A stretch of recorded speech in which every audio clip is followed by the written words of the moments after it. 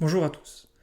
Un jour, mon prof de prépa en maths m'a dit si tu cherches un exercice et que tu sautes de suite sur la correction, eh bien, la correction coulera sur toi comme l'eau coule sur les plumes d'un canard. Ce qu'il a voulu dire par là, c'est que pour tirer un bénéfice de la recherche d'un exercice, eh bien, il faut plonger dans l'exercice et continuer à chercher malgré la difficulté.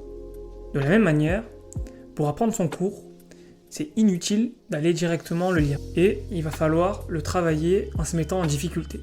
C'est pour ça qu'aujourd'hui, on va parler de la méthode de la feuille blanche. Comme son nom l'indique, cette méthode ne nécessite rien de particulier, sinon une feuille, un stylo, et c'est parti.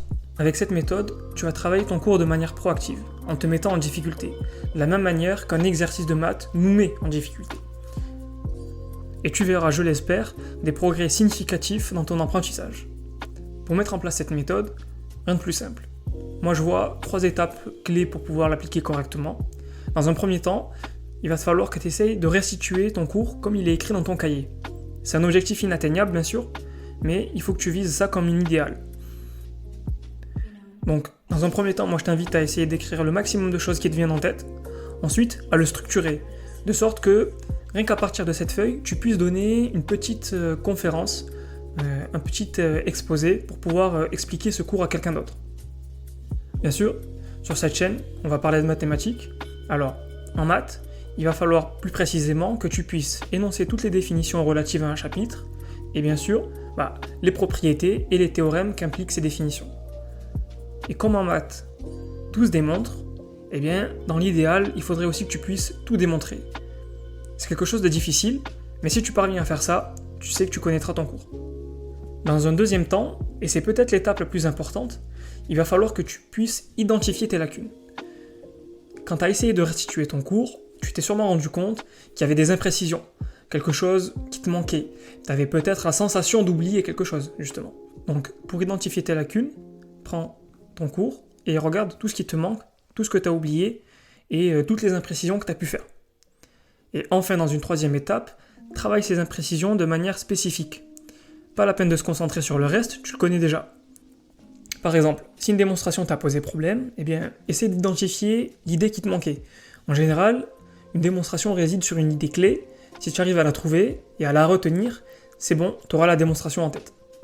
Une fois que tu as fait ce rappel actif, avec l'effort de structurer tes notes sur cette feuille blanche, que tu as identifié tes lacunes et que tu les as retravaillées en profondeur, en prenant ton temps, les 2 derniers points sont les plus importants. Si tu arrives à identifier tes lacunes correctement, en fait, tu vas identifier tes axes de progression. Donc c'est très important de le faire calmement.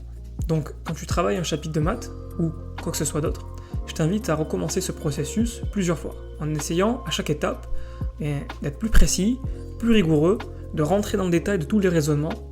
Si tu arrives à décortiquer complètement ton cours, ton chapitre, eh bien, tu sais que tu le connaîtras. Si tu arrives jusqu'ici dans la vidéo, déjà merci, et que tu te demandes pourquoi travailler avec cette méthode plutôt qu'une autre. Moi, je vois 3 grands avantages à travailler comme ça. Tout d'abord, tu vas aborder ton travail de manière proactive. Tu vas te poser tes questions, tu vas tâtonner, tu vas chercher, bref, tu vas progresser. Donc, plutôt que de lire et relire un cours en boucle, de manière passive, en espérant que ça rentre par magie, tu vas passer à l'action et tu vas vraiment rentrer dans le cœur de ton travail. Et c'est comme ça que tu vas progresser. Une fois que tu arrives à faire cet exercice de la feuille blanche à la perfection, eh bien, tu as la certitude de connaître ton cours. Et ça t'apporte 2 gros avantages. Le premier, c'est que tu vas pouvoir gagner du temps. Comme tu sais que tu connais ton cours, eh bien, tu vas pouvoir passer soit à un autre chapitre, soit dégager du temps libre pour toi. Enfin, puisque tu sais que tu connais ton cours, eh bien, tu vas en tirer une confiance en toi et une confiance en ta connaissance qu'aucune autre méthode ne peut te donner. Tu te seras testé plusieurs fois, donc arrivé le jour de l'échéance, eh bien, tu sais que tu sais. Tout est mis en place pour renforcer ta compréhension et ta mémoire sur le long terme. Donc, la prochaine fois que tu es amené à apprendre un chapitre de maths, eh bien, lance-toi, prends une feuille, un crayon, et c'est parti, tu m'en diras des nouvelles. Merci pour ton écoute.